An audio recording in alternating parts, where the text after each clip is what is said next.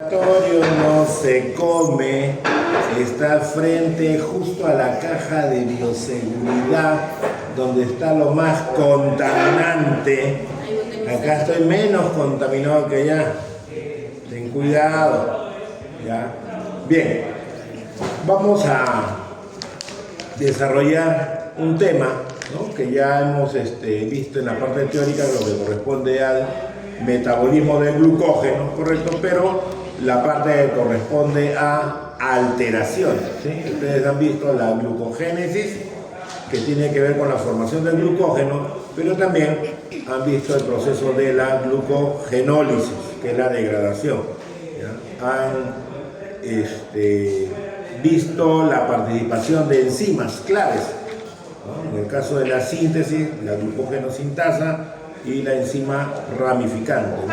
Y en la degradación, lo que corresponde a la glucógeno-fosforilasa y a la enzima desramificante, ¿no? Entonces vamos a ver estas enfermedades que se están relacionando por almacenamiento. Algo está fallando aquí, que está haciendo de que el glucógeno se almacene, ¿correcto? Muy bien.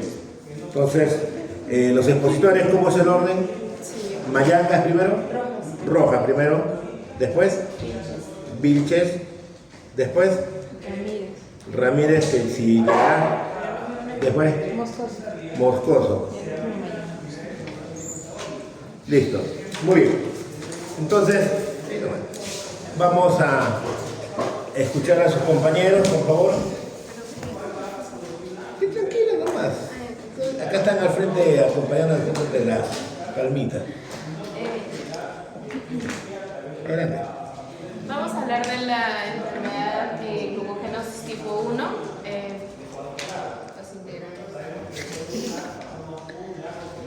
Ya, entonces, como introducción primero, la glucogenosis tipo 1, o también llamada como enfermedad de von Yerke, fue descubierta en 1929 por el doctor Edgar von Yerke. ¿En qué consiste esta enfermedad? Es una enfermedad hereditaria autosómica recesiva. Va a afectar principalmente dos vías: la glucogenólisis y la gluconeogénesis.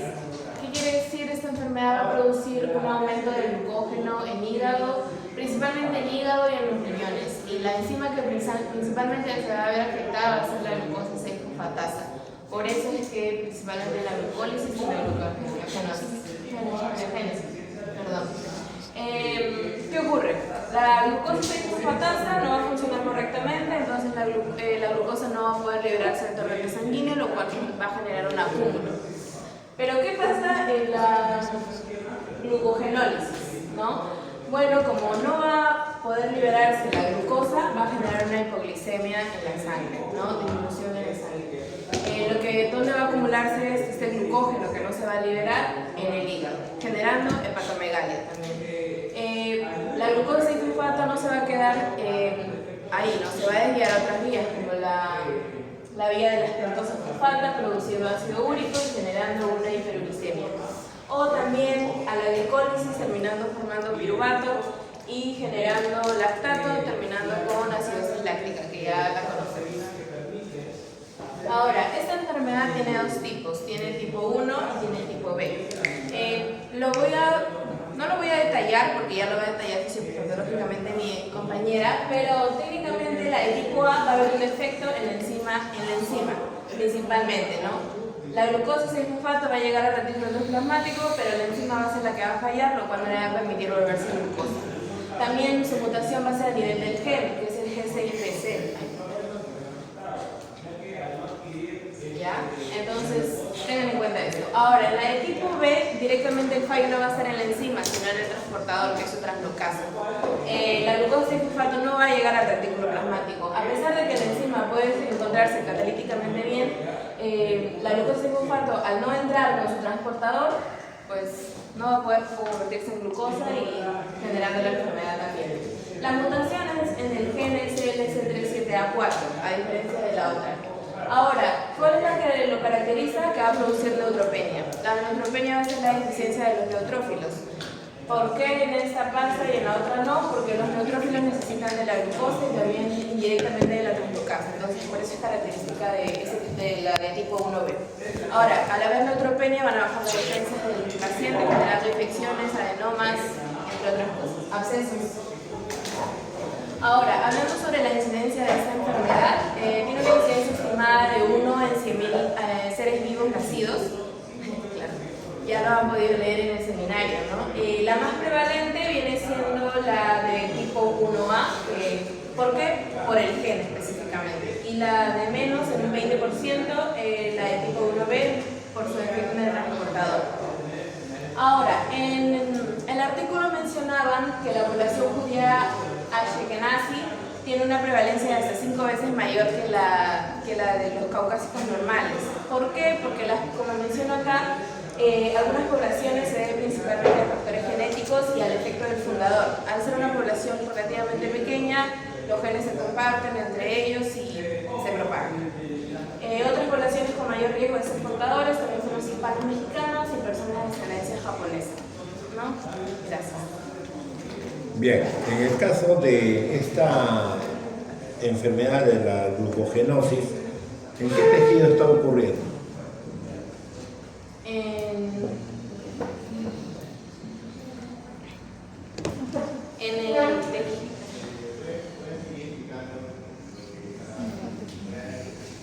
Principalmente como en el tejido. No sé, en el tejido hepático. ¿Por qué?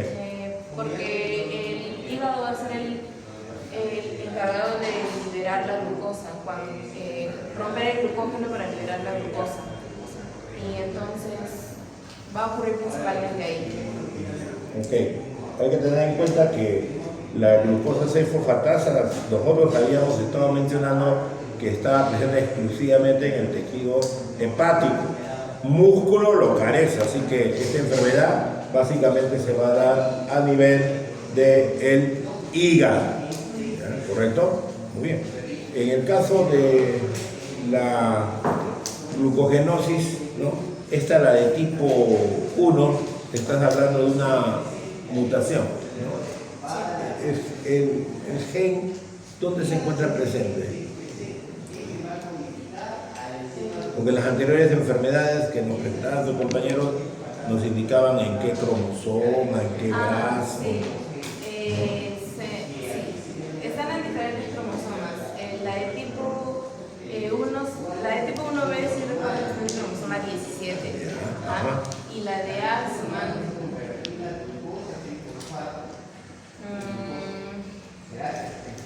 Ya te pasó, ya no te preocupes. Ya, pero bueno. Pero la de 1B sí está en el cromosoma 17. Así es. Estoy preguntando nada más. Muy bien. La función de la glucosa 6-fosfato, de la glucosa 6-fosfatasa, ¿cuál es? Va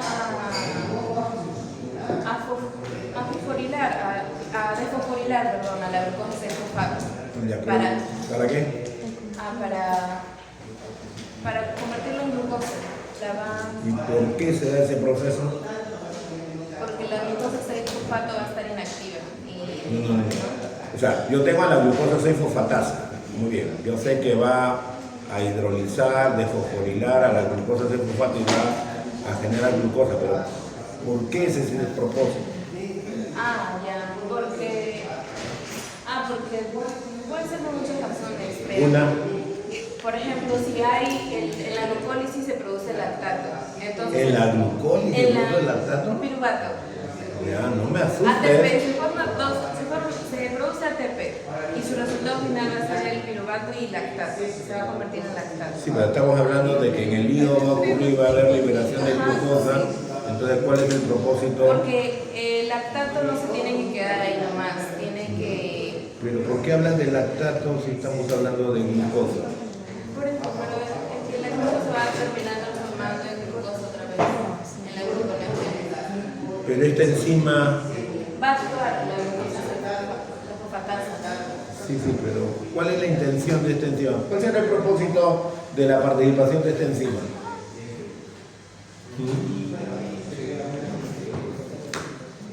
Es importante tanto para la glucogenólisis como para la gluconeogénesis, pero ¿cuál es el el papel de esto.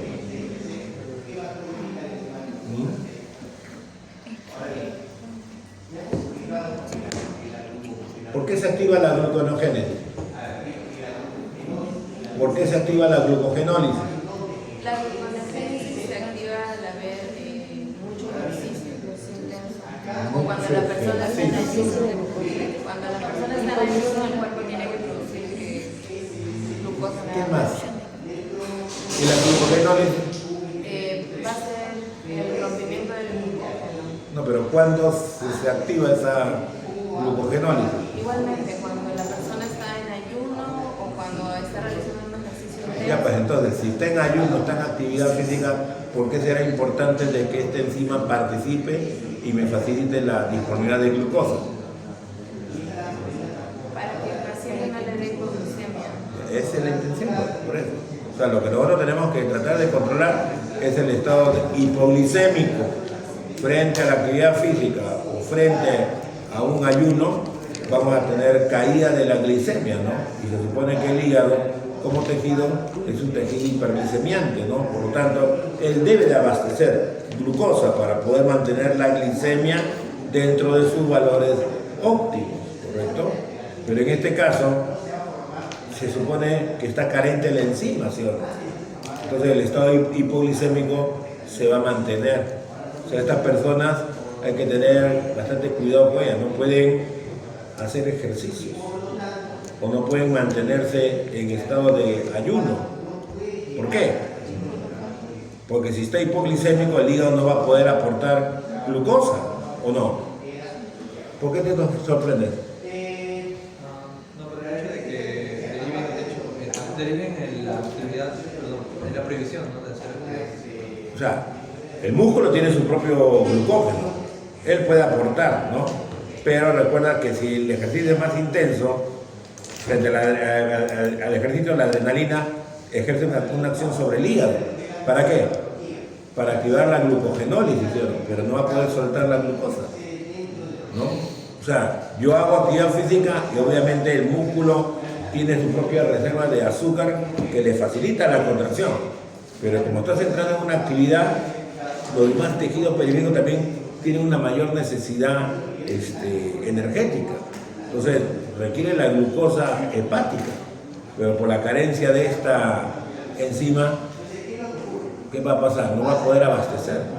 Entonces esa persona se va a fatigar rápidamente, se va a cansar, ¿no? A eso me estoy refiriendo, ¿no? Entonces tiene ciertas limitaciones este paciente por la ausencia de esta enzima. Ok, señorita Rojas, gracias.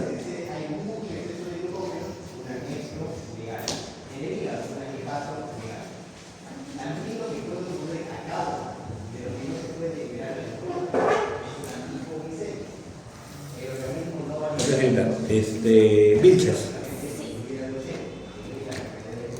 ¿Te escuchamos, señorita? La glucogenosis tipo 1 se da más que todo en el defecto del último paso.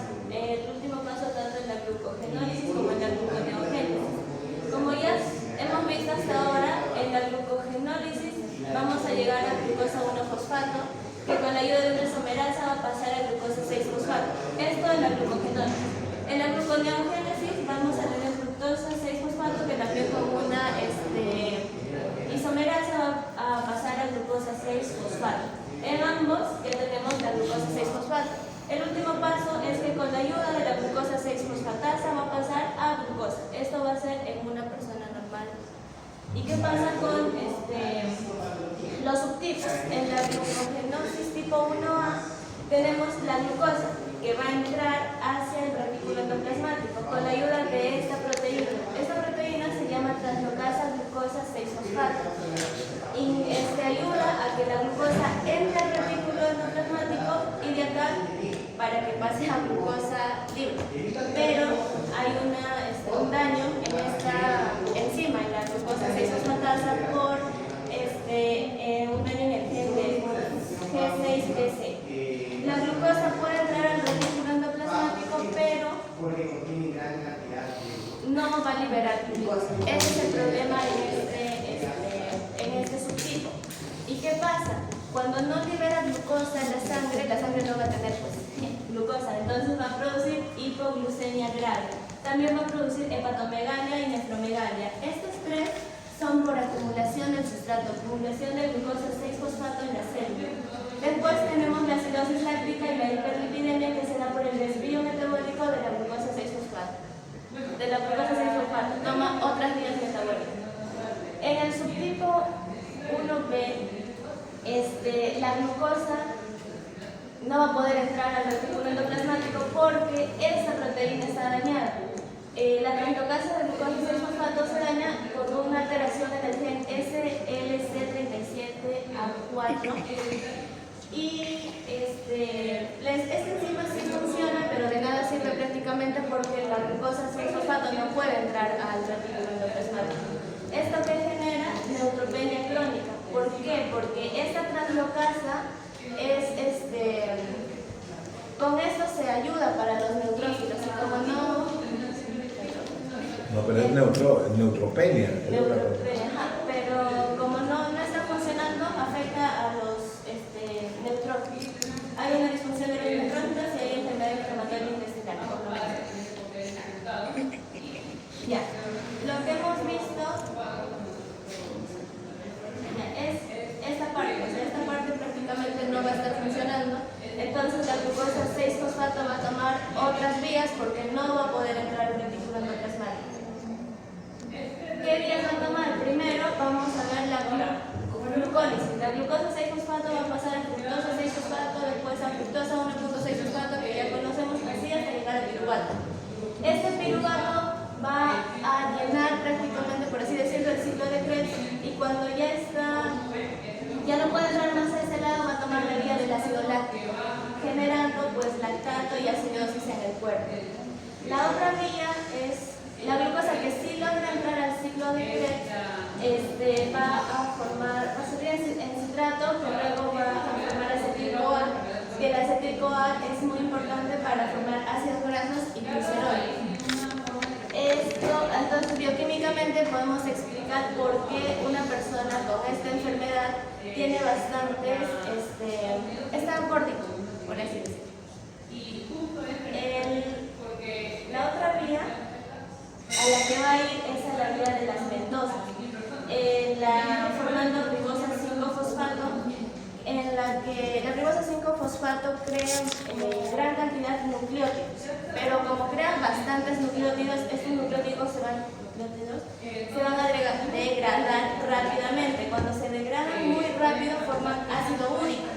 El ácido úrico va a causar hiperuricemia, entonces en pacientes con esta enfermedad es más probable que tengan gota. La otra vía que toma es la acumulación de glucógeno. Como hay esto, o sea, va a regresar prácticamente y va a ser como un círculo vicioso y el glucógeno se va a acumular en las células del hígado. Entonces va a formar una hepatomegalia. El hígado, que sería normal así, va a empezar a crecer y se va a lograr. Si hacemos un corte histológico, lo que vamos a ver son que los hepatocitos han aumentado su tamaño por la acumulación del glucógeno. Y pues la característica va a ser que esta acumulación va a desplazar el núcleo de la célula hacia la periferia. Con una tinción paz, o sea, el glucógeno se pinta más rápido de color magenta por la acumulación del glucógeno y es sensible a la diastasa. Si es que después de esta tinción se le agrega diastasa, al toque se va a desaparecer la tinción. Los cambios hepáticos, pues se va a dar la infiltración de grasa, hiperplasia nodular focal, veliosis hepática, adenomas hepáticos, carcinomas. Pero también afecta al riñón. En el riñón hay una gran acumulación de glucógeno en las células del túbulo proximal, y acá podemos ver que el citoplasma está claro y vacuolado. En el intestino también hay una acumulación de glucógeno en las células epiteliales de las vellosidades Ok. intestinales. Cuando comenzaste, hiciste mención de, en el caso de la de tipo 1A, había formación de glucosa 1-fosfato, ¿no? ¿Está bien? Y a partir de esa, mediante la fosfoglucomutasa, formabas glucosa 6-fosfato.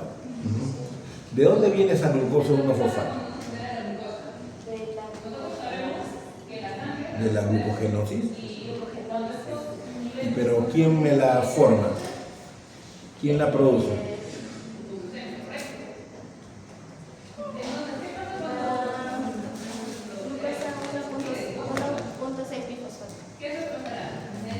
¿Quién la produce?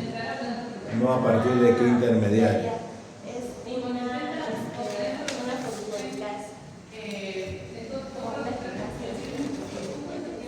Es glucogenólisis. ¿Quién es? No. Nada. ¿Quién se encarga de la producción de glucosa 1-fosfato durante la glucogenólisis? ¿Qué quinasa, no? Uy, Dios. ¿Quién es? Pasó el examen, pero esto viene para el examen que viene. ¿Ah? ¿Quién es? ¿Quién es enzima reguladora de la glucogenólisis?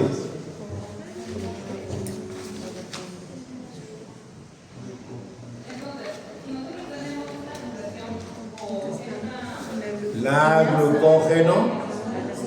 No, fosforilasa. Cuando hay síntesis es la sintetasa, pero cuando hay degradación es la fosforilasa del glucógeno. ¿Ya? Están cayendo cositas sencillas, ¿ya? Porque ahí aparece, ¿no? Entonces, me está hablando del proceso glucogenolítico, hay producción de glucosa 1-fosfato gracias a su degradación, ¿no? Que es mediante la enzima, la glucógeno fosforilasa. ¿Ya? Me hablaste de la parte de hepatomegalia. Ese proceso de hepatomegalia puede tener varios orígenes. ¿Cuáles podrían ser? Has mencionado algunos de ellos, pero ¿cuáles crees que podrían ser los más relevantes para el proceso de hepatomegalia? La acumulación de glucógeno. Ya, ese es uno, por eso se llama glucogenosis. Pero ¿qué más podría ser? Fíjate que todo eso está ocurriendo en el hígado. Toda esa vía metabólica está ocurriendo en el hígado.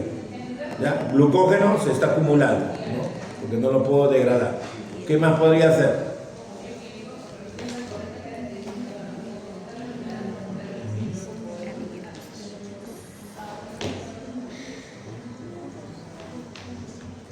Las grasas. Está produciendo ácido graso, pueden tener información de grasa, y lo has mencionado, ¿correcto? Ya. Y lo otro, hablaste del estado de hiperuricemia. Muy bien. ¿Correcto? Ya. Hablaste que había nucleótidos que se van a degradar. Muy bien. ¿Cuáles son las bases nitrogenadas relacionadas con la producción del estado de hiperuricemia?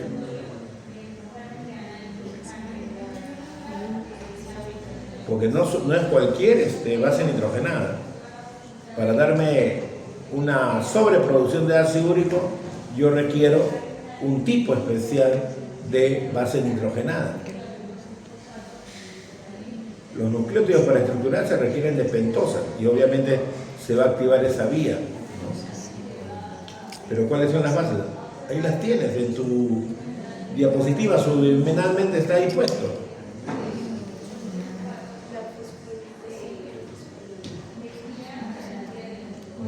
¿Conoces base nitrogenada?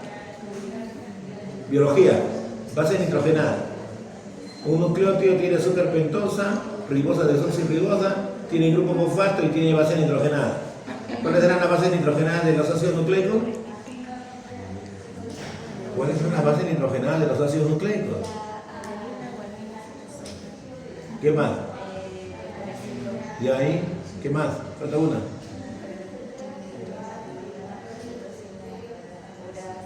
Ya está, 5. Ya. ¿Quiénes producen gota? Mira tu diapositiva.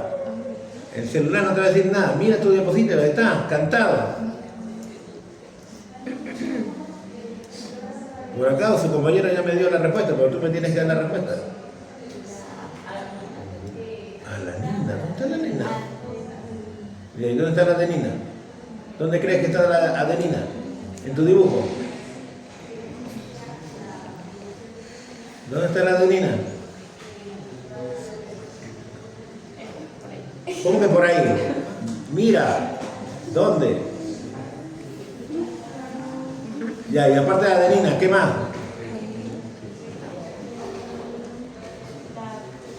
La guanina, ¿dónde está la guanina? Mira tu dibujo. Si pones un dibujo es porque para algo te va a servir, ¿sí o no? ¿Dónde? Ya, ¿qué es AMP? ATP conoces, ya, ese es AMP. Listo. Uy, uy, uy. Si en el curso han visto que el ATP se gasta, ¿no? Y se convierte que en ADP y fosfato y se puede seguir degradando, ¿sí o no? Ya. Adenosín monofosfato. Ya, ¿y dónde está la guanina? Ya, ¿cómo se llama ese? ¿Cómo? Guanosín monofosfato. ¿Ya? Y la I es inosín monofosfato. Ahí tiene varias bases nitrogenadas. ¿Ya? Entonces, está hablando de la producción excesiva de glucosa 5-fosfato. Va formando nucleótidos. ¿De qué? De purina. Ahí está la adenina dentro del AMP y ahí está la guanina dentro del GMP. ¿Ya? Pero como dijo, que hay una sobrecantidad, entonces no lo vamos a almacenar, no lo vamos a usar, lo vamos a tener que degradar. Y producto de la degradación de la base nitrogenada del tipo purínico, nos va a dar el ácido úrico. Y como hay un exceso, el estado de hiperuricemia se complica, ¿no? Muy bien. La vía de las pentosas funcionó para darme ribosa 5-fosfato, ¿sí o no? ¿Sí? ¿Qué fase?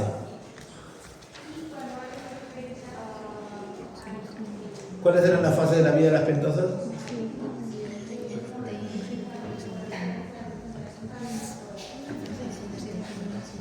El examen ha sido la semana pasada.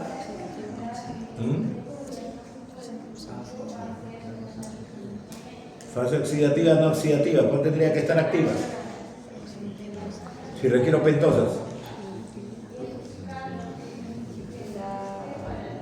La no oxidativa, ¿sí? Muy bien. Pero la vía oxidativa, ¿qué te generaba? La ribulosa. ¿Ya? ¿Y qué más?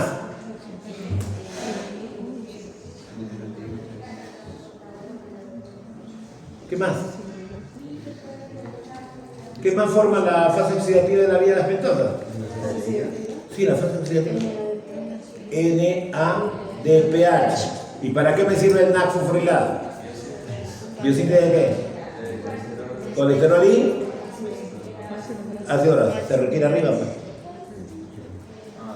Ahí arriba. Sale fatty acids y colesterol. Ahí yo requiero el NADPH. O sea, está participando tanto la vía oxidativa como la no oxidativa.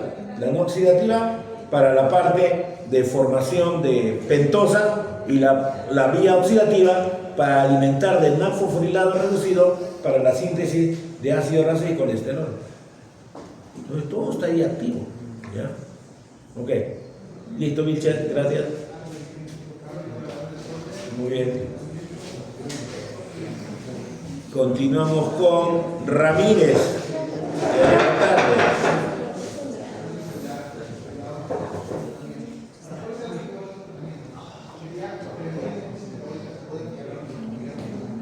Continuando con la exposición, entramos en lo que es el diagnóstico de la enfermedad.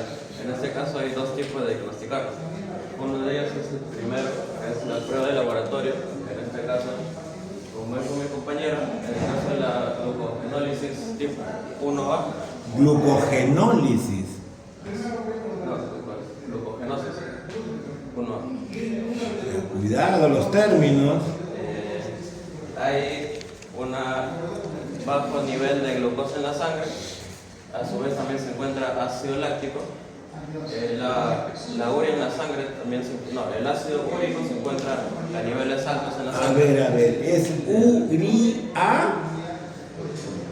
¿Ah? ¿Cómo es el metabolito? La urea. A ver, ¿cómo se llama el producto de excreción? Urea. Ahí está mal escrito. Ya, urea. Ya. ¿Qué más? También hay altos niveles de colesterol en la sangre y altos niveles de triglicéridos.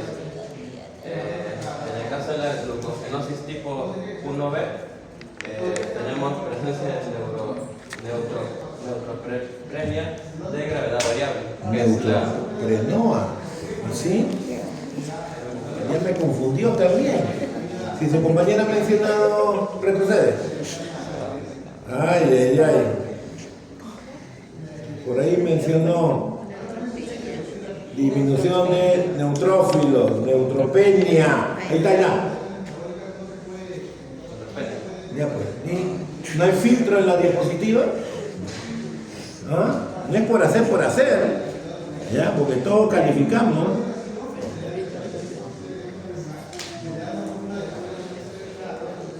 Ya. en este caso, en la prueba, como en este caso no se le permite hacer una prueba de estimulación del glucagón, ya que esto activa la acidosis aguda, que a su vez hace un descompensamiento metabólico, por lo que aumenta sus niveles significativamente de lactato, pero ya que no hay niveles altos de glucosa, no se trabaja el lactato, por eso es que se genera acidosis láctica. Como segunda prueba, tenemos la prueba de estudios genéticos, que en este caso es es el método preferido, ya que este método es uno de los, esto se puede hacer antes de hacer una biopsia hepática.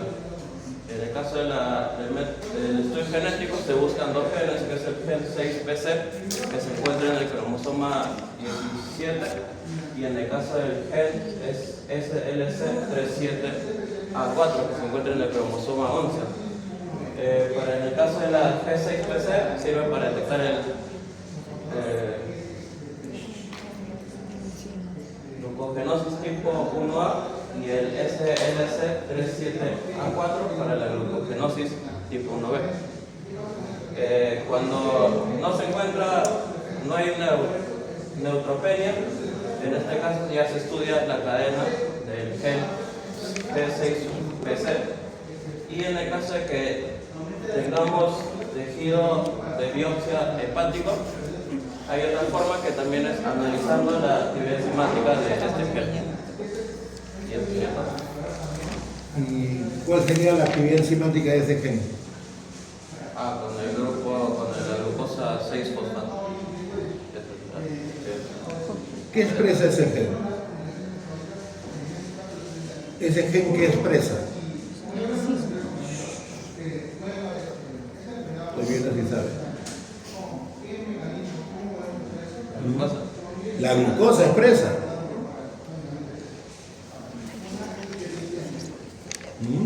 ¿Ese gen qué es lo que va a expresar? ¿Qué hace un gen?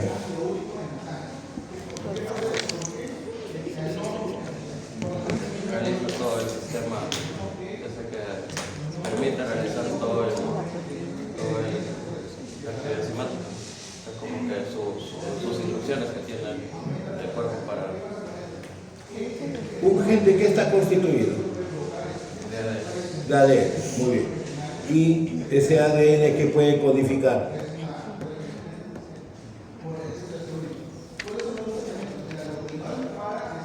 Porque el material genético en algún momento se tiene que expresar. ¿Y la expresión en qué se da? ¿Cuál es el producto final de una expresión génica?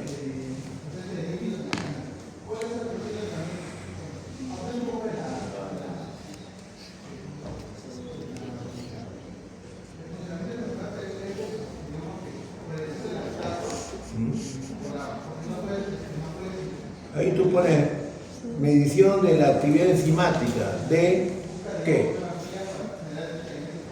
¿Qué significa G6PC?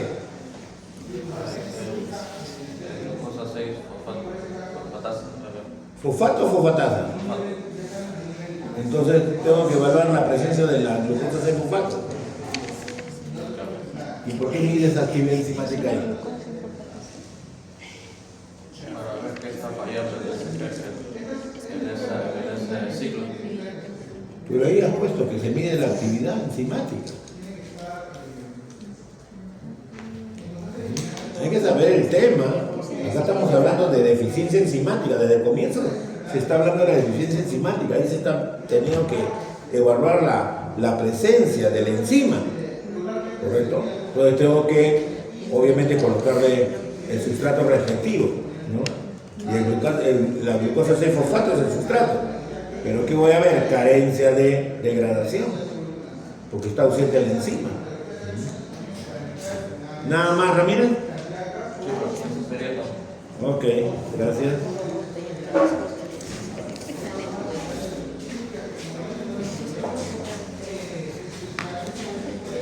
Buenos días. Moscoso, ¿no? Sí, buenos días. Continuando Buenos con días. la exposición, ya vamos a hablar sobre cómo o qué tratamiento se le suele dar a este paciente con tuberculosis tipo 1, ya sea A o B. Esto principalmente porque buscamos que el paciente evite o va a disminuir las crisis metabólicas que puedan tener a corto plazo, así como también las complicaciones que estos puedan tener a largo plazo, no más que nada para que puedan desarrollarse de manera normal y tener calidad de vida. Principalmente se menciona la terapia dietética, y esto porque, como mencionaban mis compañeras,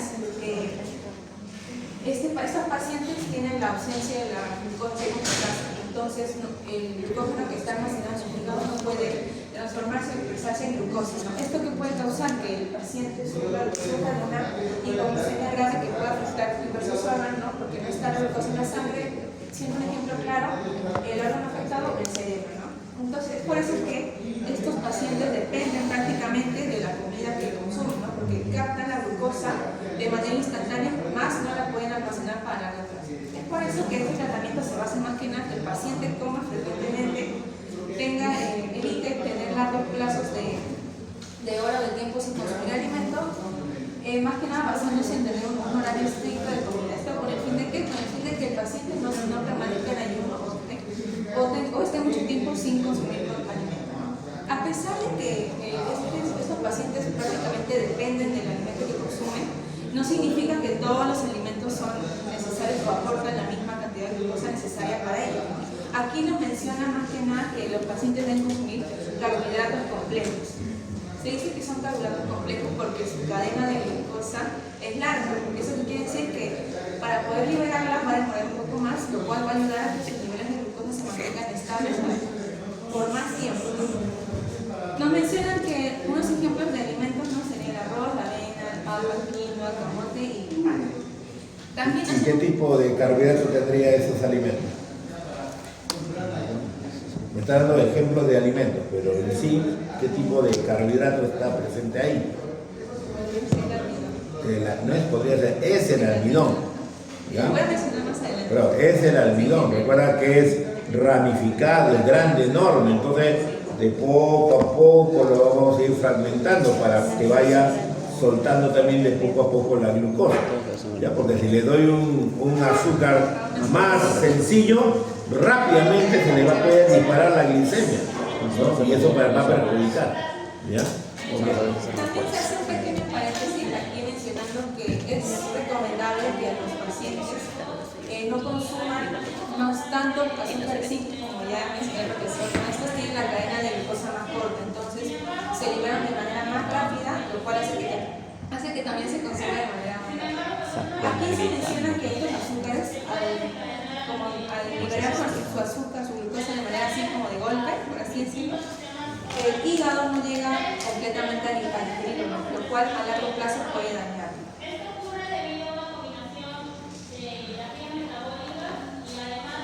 Ya, ahora sí, mencionando un ejemplo clave y muy importante en la dieta de una persona con esta patología sería el consumo de maicena. La maicena o almidón de maíz, el mismo nombre lo dice, contiene almidón, que es un carbohidrato complejo, ¿no? Lo cual va a ayudar y a funcionar como una fuente de liberación lenta de glucosa, lo cual beneficia al paciente porque su cuerpo va a tardar más tiempo en absorberla, lo cual mantiene la glucosa estable en sangre.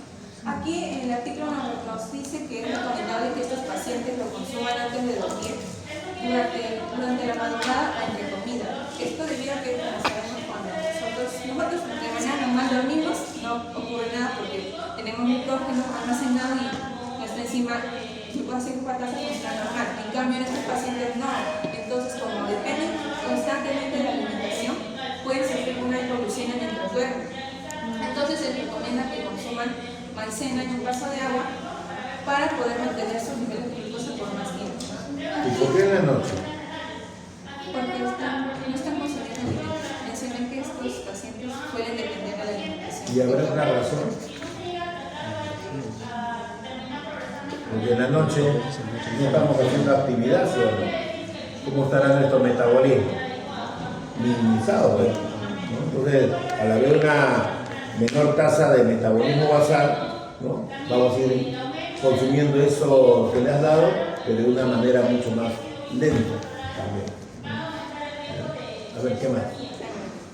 Aquí en el artículo también menciona un pequeño datito de cómo se le administra o cómo se le receta, entre comillas, a los pacientes de consumo de la maicena, diciendo que esto ya depende del peso y de la edad del paciente, mencionando que niños pequeños, más o menos de 7 años, se les da una dosis de 1,6 gramos por cada kilogramo que tiene el paciente, ¿no? Esto cada 3 o 4 horas. Y en niños mayores ya y adultos, entre 1,7 a 2,5 gramos por kilogramo. Así la dosis quedaría entre el peso del paciente por los gramos requeridos por kilo que ya se menciona.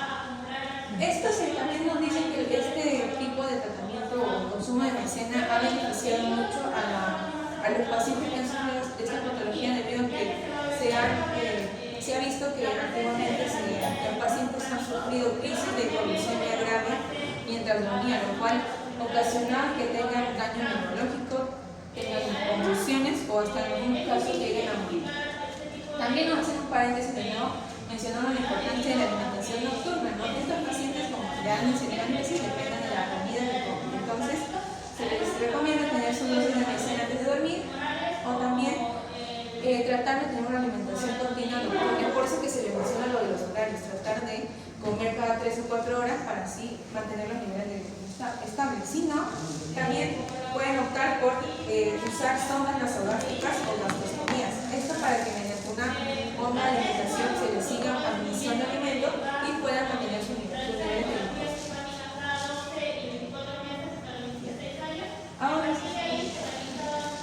Ahora ya enfocándonos en los pacientes que son, por así decirlo, más críticos, serían los lactantes, los bebés, ¿no? Esto debido a que, como sabemos, los bebés tienen su hígado no está desarrollado completamente, ¿no?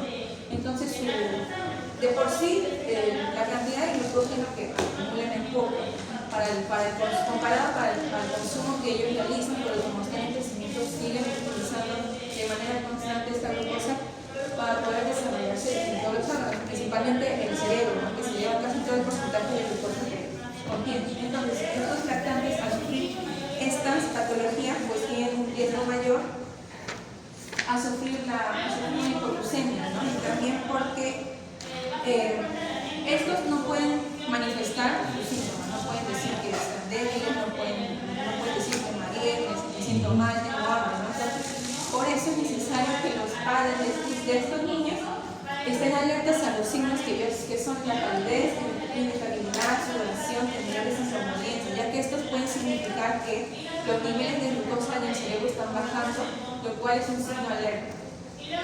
Es por eso que a estos niños se recomienda que su consumo de comida ya sea máximo 3 horas, no pueden pasar de 3 horas sin consumir alimento y que si les administran fórmulas, estas no contengan azúcar, ¿no? Como ya les mencioné, el azúcar simple, porque esto al final no les va a beneficiar. Y también se menciona que no tengan lactosa. ¿Por qué? Porque la lactosa se va a degradar en glucosa. La lactosa, si bien la glucosa va a beneficiar, ¿no? La lactosa no, porque no se va a poder degradar y al final va a ser una acumulación en su sistema, lo cual, pues, como ya vieron mis compañeros, pueden desembocar o pueden irse a diversas vías metabólicas.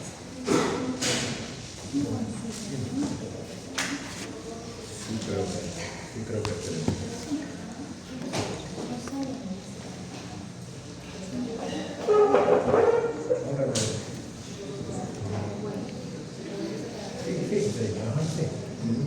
Continuando ya, los siguientes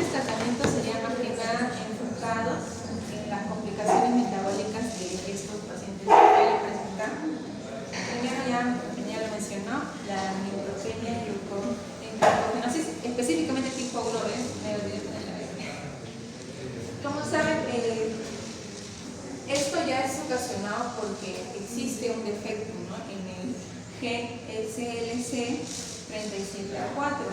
Entonces, no se puede codificar la enzima transportadora, que es la G6PT.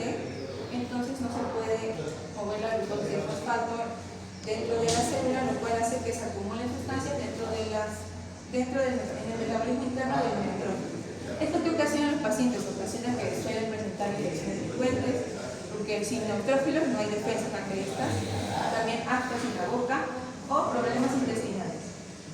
Para poder contrarrestar esta neutropenia se ha demostrado que el factor estimulante de colonias de ganglocitos ayuda a aumentar la producción de los neutrófilos, así como también se ha implementado el empaglifosina, la cual se ha demostrado que ha ayudado a eliminar las sustancias que, como yo mencioné, que se llegan a acumular dentro del neutrófilo, eliminándolo por la orina, para así ya mejorar la función de los neutrófilos. Bien. Luego tenemos la acidosis láctica. También ya lo he mencionado, la acumulación de lactato en sangre, porque la glucosa 6-fosfato optó irse por otra vía, lo cual dio como producto el lactato, lo cual acumulación de lactato hacia acidosis láctica, ¿no? Aquí lo que tratamos de combatir, por así decirlo, es el pH bajo, ¿no? Tratamos de neutralizar el pH que existe en el organismo. Por eso se recomienda el consumo de bicarbonato de orégano, porque este funciona como un amortiguador, lo cual hace que se neutralice el ácido que existe en el organismo. Y también se menciona que se ha utilizado o se empieza a utilizar el citrato oral, porque al momento de que este llega a nuestros tejidos, principalmente el hígado, se tiende a transformar, por así decirlo, en bicarbonato. La misma función. Y también se menciona que este ayuda a disminuir el ácido úrico, ¿no?, para evitar que esta acumulación de ácido se transforme en alguna sal, en unas cristales que se convierten después en carne. Va a facilitar su excreción. Por otro lado, el hipoglucemia. Como ya dije, esto más que nada nace o se produce porque el riñón, al tratar de estabilizar los niveles de ácido láctico, por así decirlo, se olvida o no tiene la capacidad para también controlar el ácido úrico. Entonces esto ocasiona que se aumente el ácido úrico, ¿no?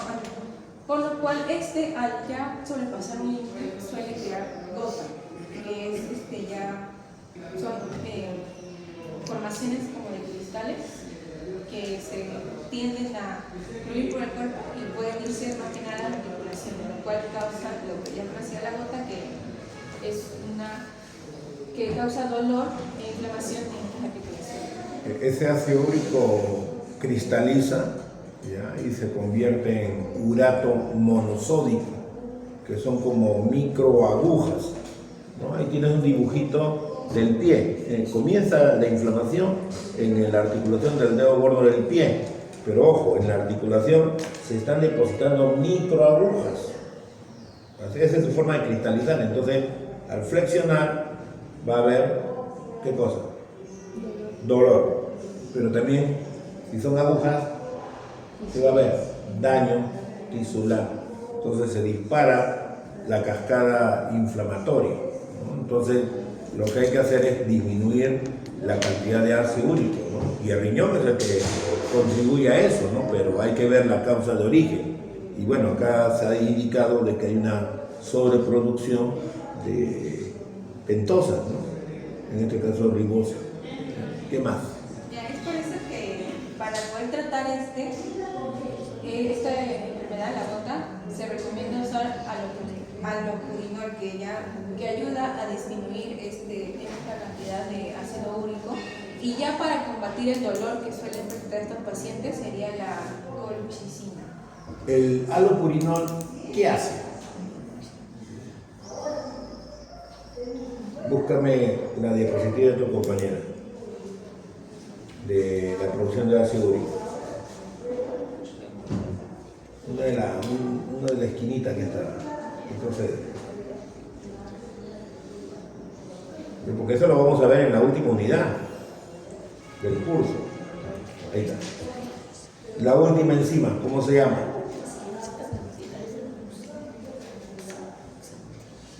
Y está mal escrito. Está en inglés. ¿En inglés? Ajá. Pero ahí dice síntesis de novo. Y que ahí abajo habla como que hagan un corte, porque dice... ¿Sí? ¿No? Ahí dice todo en castellano, fosforribosil, pirofosfato sintetasa, todo está en castellano. Ah, sí, ¿verdad? Ahí está mal escrito, santina oxidasa, ¿ya?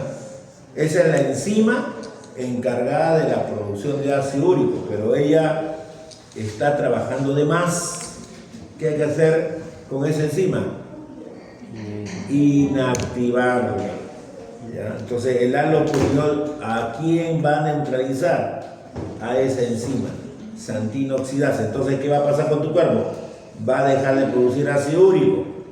Y si controlo los niveles de hiperuricemia, estoy controlando la gota. ¿Ok? Entonces, eso lo vamos a ver en la última unidad, con la profesora Soberón, cuando haga metabolismo de purinas. Y nuevamente vamos a recordar este producto químico, este fármaco. Ya, pon tu diapositiva. Entonces, el halopurinol es un inhibidor enzimático. ¿A quién inhibe? A la santina oxidasa. ¿Para qué? Para inhibir la producción de ácido úrico. Ahí está. La anterior. Abajito. Ahí está. Listo. Ahora sí, continuando, otro tratamiento hacia otra que suele presentar estos pacientes es contra la hiperlipidemia, que también es otra vía metabólica que opta por usar el glucosa 6-fosfato al no poder sintetizarse o producir glucosa. Entonces, aquí el paciente suele presentar niveles altos de triglicéridos y colesterol, por eso que también, no lo mencioné, pero también se recomienda que los pacientes que tienen esta patología no consuman más muchos alimentos con grasa, ¿no? Y precisamente porque puede causarles una hiperlipidemia, porque de por sí ya pueden... Se mantendría el estado de hiperlipidemia si consume alimentos ricos en grasa. Ya mencioné la alteración metabólica porque existen triglicéridos aumentados. Y esto que puede causar en muchos pacientes, aparte de sufrir hiperlipidemia, es que aumente el riesgo de contraer una pancreatitis. Esto porque existen niveles altos de triglicéridos. O también tener enfermedades cardiovasculares porque estas grasas tienden o van poco a poco acumulándose o dañando los vasos sanguíneos. Es por eso que para tratarlo se recomienda que usen estatinas, las cuales controlan los niveles de colesterol. Aceite de cacao que mencionan que ayuda a que el hígado deje de seguir produciendo triglicéridos, y también los fibratos que ya controlan los niveles de triglicéridos en sangre. ¿Qué son las grasas?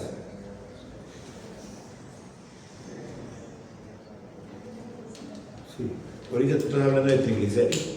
¿Qué son las grasas? ¿O es lo mismo? Son los mismos. Cuando hablamos de grasa o hablamos de triglicéridos es lo mismo. ¿Ya? Es un glicerol con 3 ácidos grasos, ¿no? Ya más específicamente hablando. ¿Y colesterol qué es?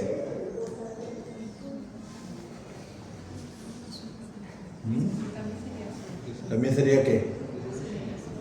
¿Ácido graso? No. El colesterol con las grasas o los triglicéridos son lípidos.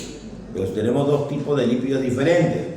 ¿Ya? Los que tienen glicerol, en este caso con 3 ácidos grasos, los triglicéridos. Pero el colesterol, recuerda que es el lípido que tiene el anillo esteroideo. ¿Ya? Ahí no sé, tu inteligencia artificial se ha equivocado en el dibujito.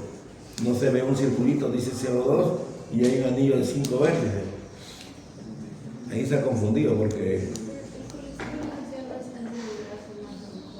No, ¿quién te enseñó eso? ¿En estudios generales? No, el colesterol es el que tiene el núcleo de tus hormonas sexuales. ¿Qué hormonas tienes tú?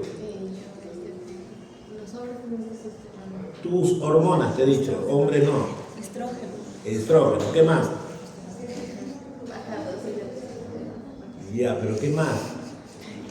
Progesterona. Busca la estructura, es un anillo cíclico. ¿Ya? El núcleo esteroideo es del ciclopentano perhidrofenantreno. ¿No han visto eso en biología? En la academia, en San Marcos. ¿Ah? ¿No han visto la estructura del colesterol que sirve para la parte de fluidez de membrana? ¿Ya? Si no, me llama ahí la atención ese dibujito. ¿Ya? Se ha puesto un anillo de 5 vértices, pero no es así. Es un anillo más complejo. ¿Ya? ¿Estatinas para qué sirve? ¿Cómo? Disminuir qué cosa? Los niveles. ¿Y cómo logra eso? ¿Cómo logra eso? Las estatinas también son inhibidores enzimáticos. En el caso del metabolismo del colesterol, que ya lo van a ver con la prueba Soberón, van a ver una enzima. Se llama así: hidroximetilglutaril coenzima A reductasa. Y esa estatina la inhibe. Entonces, no se produce colesterol. ¿Ya? Entonces, tiene todo. ¿Por qué? Mira, allopurinol, inhibidor enzimático.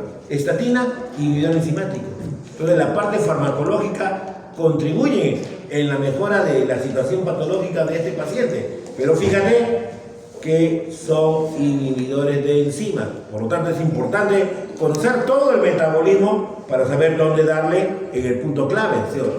Por lo tanto, no es en cualquier sitio. Vas al lugar clave. ¿Dónde? El que va a originar el problema. ¿Ya?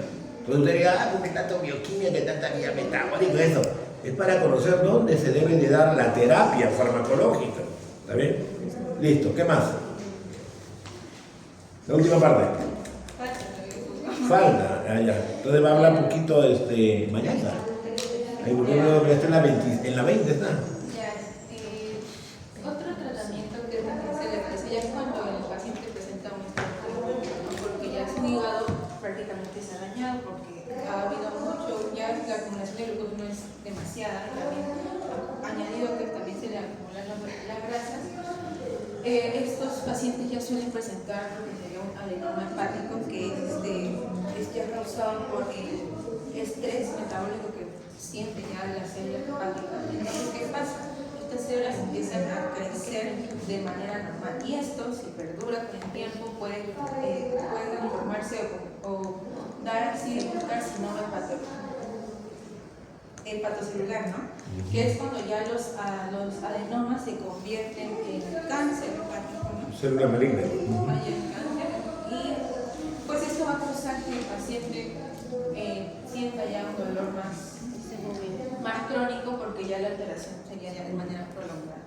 Es por eso que se ha optado por un trasplante hepático. Ustedes dirán, ¿por qué no a todos los pacientes se le da un trasplante hepático? Para empezar, ya saben que es un poco difícil conseguir un órgano. La lista es muy larga, por eso se opta por otros tratamientos o para tratar de controlarlo, pero bueno, ya cuando se logra que el paciente tenga un trasplante, se podría decir que ya el problema se solucionaría, ¿no? Porque como sabemos, esta enfermedad, más que nada la afección ocurre dentro del hígado. Entonces, este hígado sano sí contiene la enzima glucosa 6-fosfatasa. Entonces, este paciente ya puede generar de manera normal la glucosa, lo cual haría que ya no tenga hipoglucemia, sus triglicéridos bajos y tenga mejor calidad de vida.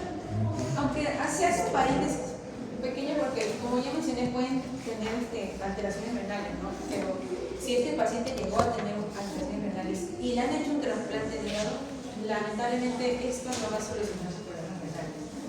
Pero si se hubiera detectado a tiempo y si hubiera hecho el trasplante, ya no se habrían complicado otros órganos, ¿no? Porque, por ejemplo, estoy con esos cristales que se van a depositar. La gota va a deformar las articulaciones que tenemos. Si no controlo el estado de hiperlipidemia, voy a tener problemas cardíacos. Ya ese ateroma está ahí presente, ¿sí o no? Entonces, el riñón también. El riñón, su función renal está alterada. Pero si lo detecto a tiempo, hago el trasplante, va a mejorar la situación y todo eso. Pero como lo estoy haciendo después de una lista grande de espera, ya tengo sumado varias patologías en el paciente, ¿no?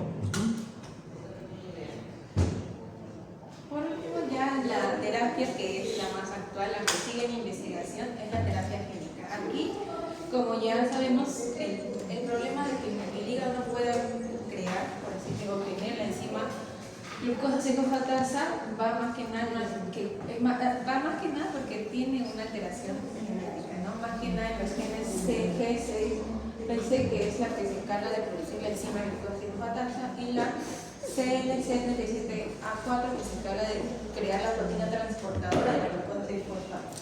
Entonces, esa terapia génica que busca que se pueda reparar o se pueda sanar desde el origen, a nivel genético, introduciendo una copia sana de cada uno de estos genes para que así se pueda crear de manera normal la glucosa 6-fosfatasa y por ende se pueda producir glucosa normalmente. En la derecha, ¿qué vemos ahí? Eso circular, ¿qué será? Eso, ¿qué será? Esto es como una... Es que este es el ARN, es que este es otro. ¿Ah? Este es otro. No, pero es lo mismo. Este es el ARN. No, no, esa estructura es No la sé. algo. Dentro está el material genético, pero eso circular es qué cosa será. Porque la terapia génica de lo que se trata es reparar el defecto genético. Entonces, para reparar el defecto genético, tengo que colocar la información genética faltante. Entonces, ¿qué tengo que hacer? Infectar a ese hígado. ¿Con qué? Con algún virus. Y el virus, ¿no? ¿Qué le hemos hecho?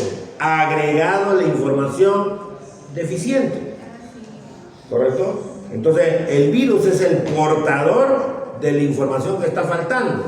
Entonces, ahí está ese RNA mensajero, ¿correcto? Que va a llevar la información para codificar ¿qué? Los RNA mensajeros, ¿para qué sirven? En el citosol.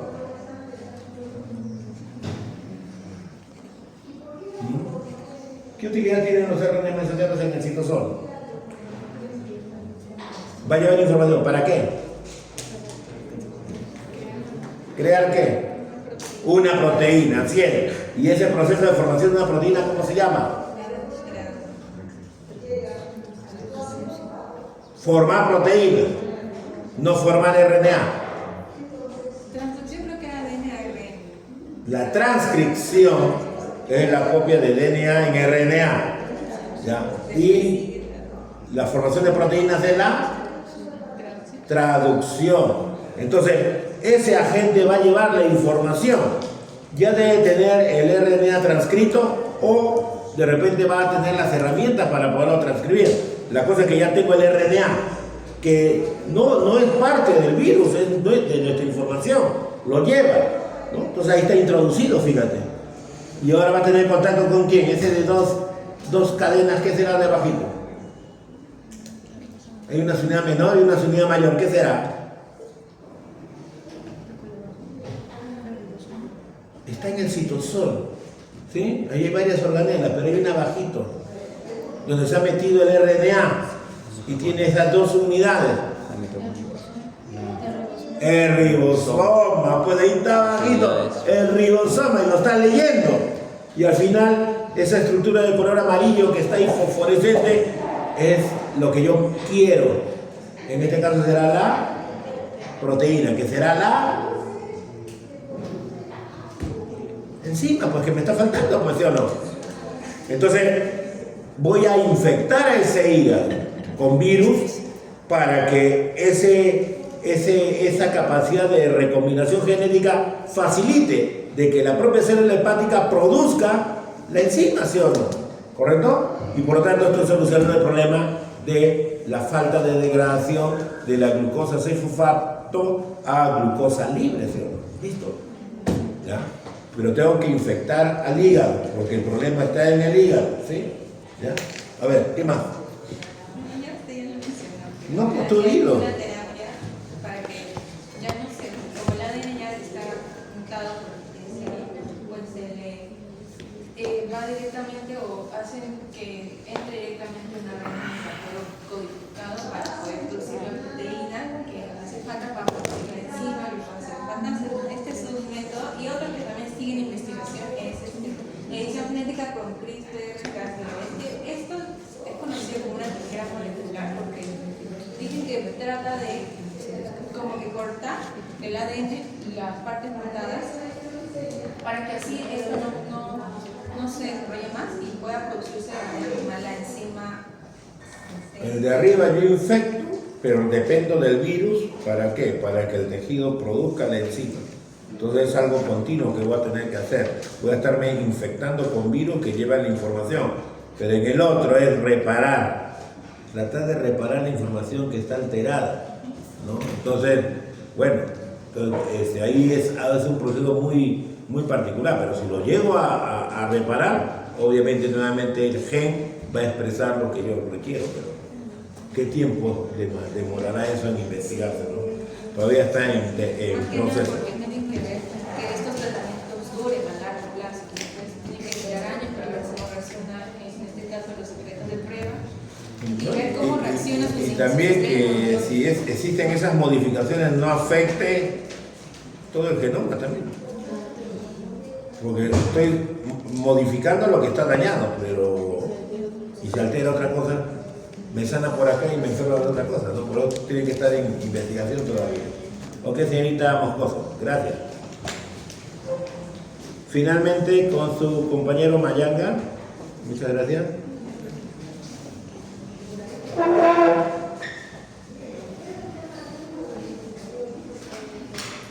Yo voy a hablar acerca de las complicaciones que se dan en caso no se trate el paciente que tenga esta enfermedad.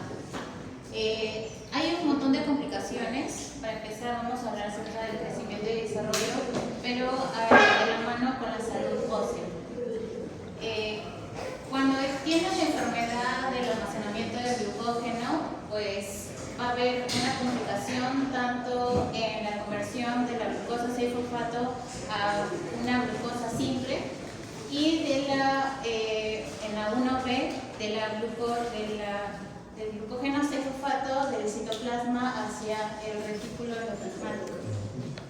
Para ello, entonces va a bloquear dos vías metabólicas que son importantes, que vienen a ser tanto la gluconeogénesis y la glucogenólisis.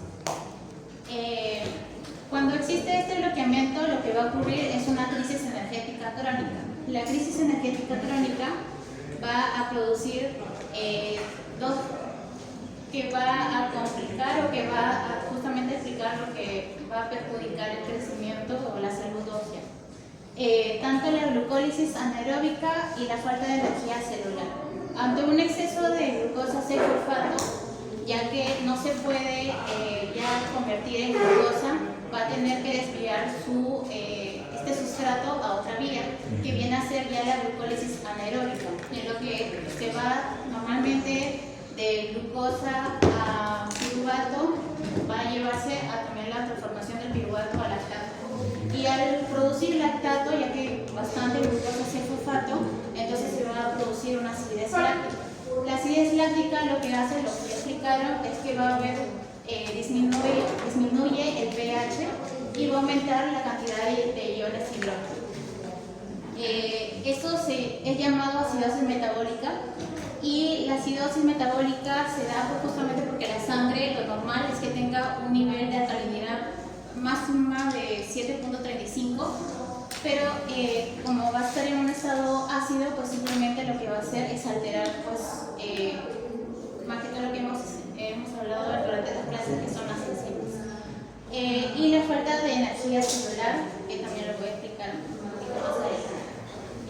Cuando existe una acidez metabólica, obviamente el cuerpo va a tratar de acomodarse, de equilibrarse, y va a ser encontrando lo que es el buffer amortiguador. Aquí lo que va a hacer la estrella va a ser el hueso. Obviamente tiene otras vías en las que lo puede regular, pero aquí lo que importa es el hueso. El hueso, a los osteoclastos van a destruir la matriz justamente de los huesos y va a expulsar lo que es fosfato y calcio. El fosfato en sí es lo que se encarga como el buffer o como el amortiguador o como el que va a equilibrar el pH y que va a atrapar los iones hidrógenos para reducir la acidosis. El calcio, que va a acompañar al fosfato, porque no solamente es que salga el fosfato, porque bueno fuera que solamente salga el fosfato, para solamente atrapar los iones hidrógenos, sino que cuando los osteoclastos destruyen la matriz, no sale por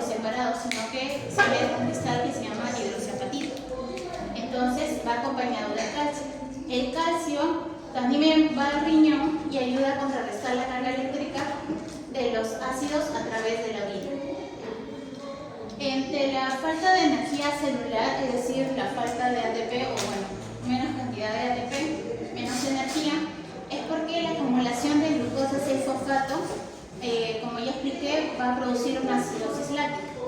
Es decir, que también, como ya se va a convertir a lactato, entonces también va a disminuir la cantidad de piruvato. Y la cantidad de piruvato en una respiración celular se va a dar de piruvato a acetil-CoA, y la acidosis láctica pues va a perjudicar también el ejercicio o la práctica de las enzimas. Entonces todo esto va a contrarrestar lo que es el ciclo de Krebs. Y el ciclo de Krebs no solamente va a producir NADH o FADH2, sino que también lo que es más importante es la producción de energía. Y justamente es por eso que se explica la falta de energía celular. Ante estos dos, lo que se va a dar es la alteración de la eje hormonal de crecimiento. En condiciones normales, la hormona de crecimiento viaja al hígado para ordenar la fabricación de la IGF-1, que va a ser un factor que va a pedir que crezcan los huesos. En caso ya de enfermedad, el hígado congestionado de tanto glucógeno y estresado por la acidosis metabólica lo vuelve sordo, ya que tanto de lo que es el glucógeno el hígado está tratando de que el glucógeno se vuelve glucosa. Por más esfuerzo que haga, pues ya empieza a defectuarse. Genera una resistencia. Genera una resistencia, y pues lo que hace es que simplemente ese pedido de llamado que el IGF se produzca, pues simplemente va a empezar a disminuir porque no lo va a escuchar. El pH ácido altera la estructura de los receptores celulares para la IGF-1 que están en los cartílagos de crecimiento, entonces va a detener la erogación ósea. Por eso es que no crecen, por lo mismo que los pacientes o las personas que tienen esta enfermedad tienen su talla baja. Y debido a que la hipoglucemia, el cuerpo prioriza la poca glucosa para el cerebro y el corazón, apagando el eje tanto de la hormona de crecimiento y la IGF para poder ahorrar energía.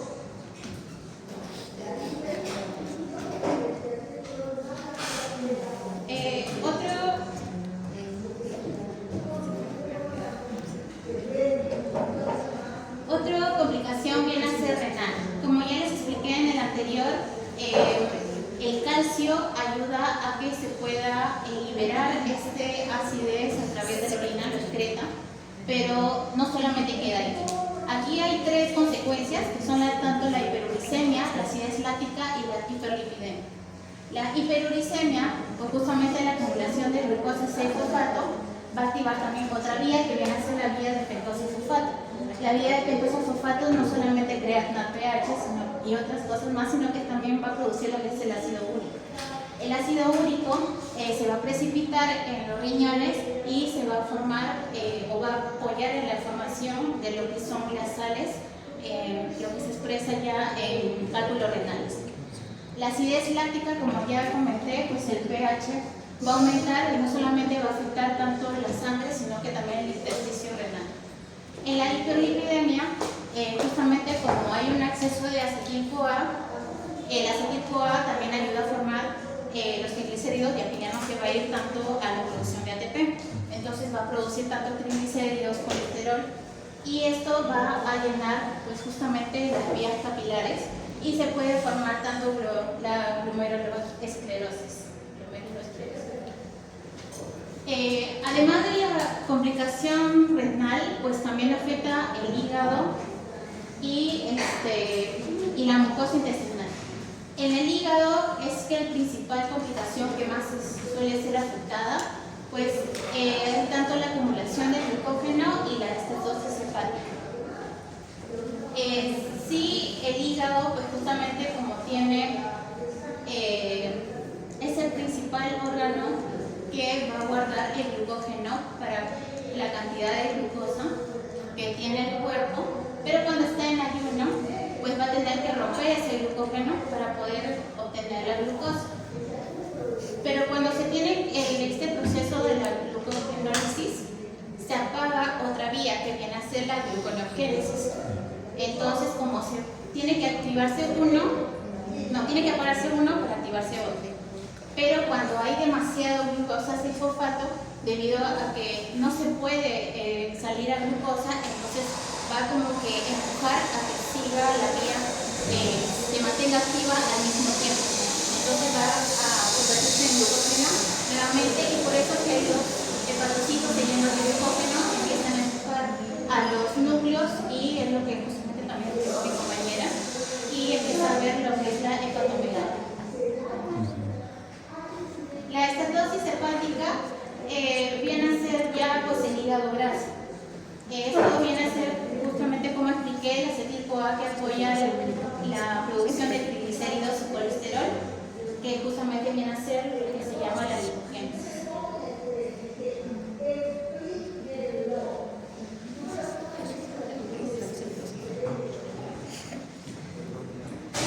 Otra complicación viene a ser en el páncreas, no solamente en la glucosa del intestino o en el riñón o en el hígado, sino que el páncreas también queda afectado. Como hay un exceso de lipogénesis, la producción de triglicéridos y colesterol, entonces lo que va a hacer el hígado va a ser tratar de empaquetarlos y volverlos lipoproteínas. Las lipoproteínas de baja densidad, que vienen a ser la BLD, y las va a excretar a la sangre. Cuando les lleva la sangre, como es un exceso tan grande de grasa, lo que va a hacer es que la sangre se vuelva lechosa. Y cuando la sangre se vuelve lechosa, lo que va a provocar es que haya una oclusión capilar y también isquemia en las células acinales. En el páncreas viene a tener un montón de enzimas, y la enzima aquí lo que importa viene a ser la lipasa pancreática. Esa lipasa pancreática entra en contacto con los triglicéridos y los va a romper, ya que hay una gran cantidad de triglicéridos, pero lo va a hacer de forma descontrolada. Los ácidos grasos, porque los triglicéridos cuando se rompen vienen a ser los ácidos grasos libres y no van a ser unidos a la albúmina. Estas destruyen membranas de las células acinales y de los lisosomas. Los lisosomas se rompen y al romperse se liberan, y aquí va la enzima como el trisinógeno, que luego se convierte en tripsina, y la tripsina ya viene a ser una enzima en la que va a atacar el propio tejido y se va a activar el proceso de autodigestión bacteriana. Otra complicación viene a ser los efectos neurológicos y cognitivos. El cerebro, el sistema nervioso central va a recibir o va a utilizar el 20% de la energía que se produce en el cuerpo. Cuando existe esta enfermedad, pues obviamente el cerebro va a tener poca glucosa. Cuando tiene poca glucosa, entonces va a ocurrir lo que se llama la termoglucopenia, o sea, bajo nivel de glucosa en el cerebro, que es la principal célula que tiene el cerebro. Como hay baja glucosa, entonces hay tres vías en las que no se va a poder establecer o no van a poder funcionar bien, tanto en la glucólisis del ciclo de Krebs y la fosforilación oxidativa. Como hay poca cantidad de energía, entonces va a empezar a fallar la bomba de sodio-potasio. Cuando falla la bomba de sodio-potasio, no va a poder sacar el sodio que contiene dentro de la célula. Y cuando se acumula de sodio, se va a activar lo que es la ósmosis. Y cuando se produce la ósmosis, va a entrar agua o ese líquido para poder mantener un equilibrio, y tanto así que va a empezar a hinchar la célula. Las glías lo que hace es absorber el glutamato, pero el glutamato va a tener tanta cantidad va a haber tanta cantidad de glutamato que va a perjudicar los receptores de MDA y va a permitir la entrada de calcio a la neurona. Y esto activa las enzimas proteasas y lipatas, que también va a perjudicar, así como el tripsina hace una autodigestión pancreática, y estas proteasas y lipasas también empiezan a afectar a las células que tenemos. Otra complicación viene a ser los trastornos hematológicos. Hay dos casos que se dan normalmente en los pacientes, que vienen a ser tanto las hemorragias y sangrados, que se pueden ver las hemorragias nasales, las hemorragias en las encías, y esto no se da porque tiene pocas plaquetas. Las plaquetas plaquetas, si es que ustedes le envían a ese paciente, las plaquetas tienen un nivel normal, pero lo que se acá falla va a ser la anomalía en el factor de Bones-Willebrand. Este factor lo que ayuda es como, digamos, las plaquetas son los ladrillos y este factor viene a ser el cemento. Va a tratar de construir una capa en donde está la herida, pero como está afectado este factor, simplemente pues, no va a poder adherirse a la herida y no va a poder tapar estas hemorragias. La anemia crónica se produce por varios factores, aquí hay 3, que viene a ser, por ejemplo, cuando hay inflamación en la mucosa intestinal, como por ejemplo la enfermedad de Crohn. Lo que va a hacer es que también tanta inflamación que va a empezar el sangrado. Estas sangrados, estas hemorragias van a hacer que las reservas de hierro no sirvan, pues justamente porque va a empezar a expulsarse por la misma hemorragia. Otro va a ser la hormona de la eritropoyetina, también va a disminuir debido a que está fallando el riñón. Y el riñón es el principal que expulsa esa hormona de la eritropoyetina, y la eritropoyetina pide a la médula ósea que aumente la producción de los glóbulos rojos, pero como hay baja hormona, entonces va a disminuir la cantidad de glóbulos rojos. También viene a ser el secuestro o la falta de hierro. La inflamación constante, justamente igual como acá, no solamente inflamación de intestino, sino que en otros órganos, pues lo que va a activar son las citoquinas. Esas citoquinas van a activar la producción de la hormona hexidina, y la hexidina impide la absorción de hierro. Por eso que también es un tipo de factor en la que se produce el daño. Efectos reproductivos y endocrinos. Hay tanto el retraso de la pubertad y el ovario poliquístico. El retraso de la pubertad depende del eje hipotálamo hipófisis gonadal. El hipotálamo actúa como sensor de energía, pero hay baja energía en este caso. Entonces lo que va a hacer es inhibir la liberación de la hormona de las gonadotropinas y va a retrasar la maduración endocrina. El ovario poliquístico, el exceso de lípidos, lo que va a generar es alterar las proteínas transportadoras de hormonas esteroideas. Y la cantidad de insulina, la insulina va a tratar de impulsar la producción de glucógeno, pues porque como ya hay un aumento de glucosa, entonces es el contrario del glucagón, que el glucagón es la hormona del hambre. Este pico de insulina estimula las células tecas en el ovario, alterando la hormona luteinizante y el folículo estimulante. Los folículos no maduros quedan retenidos en el ovario en forma de quistes, y por eso se da el ovario poliquístico, ya que no solamente es poquito, sino que es por una enfermedad tan grande.